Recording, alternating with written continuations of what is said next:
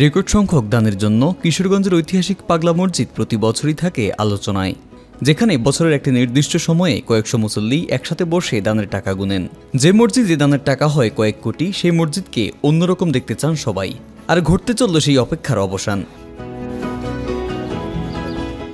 এবার ঐতিহাসিক পাগলা মসজিদ পরিদর্শন করেছেন ধর্ম উপদেষ্টা ডক্টর আফম খালিদ হোসেন। তিনি বলেন, অন্তর্বর্তীকালীন সরকার যতদিন আছে এই সময়ের মধ্যে আমি নিজে এসে ঐতিহাসিক পাগলা মসজিদের দৃষ্টিনন্দন একটি মাল্টি কমপ্লেক্সের ভিত্তি স্থাপন করতে পারবো বলে আশা করি। রবিবার দুপুরে পাগলা মসজিদ পরিদর্শন শেষে এসব কথা বলেন তিনি।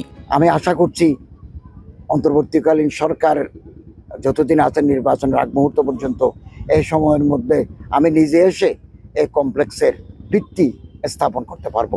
এটা আমার প্রত্যাশা। অনেক কাজ এগিয়ে গেছে, কেবল আর একটু গতি সৃষ্টি করা দরকার।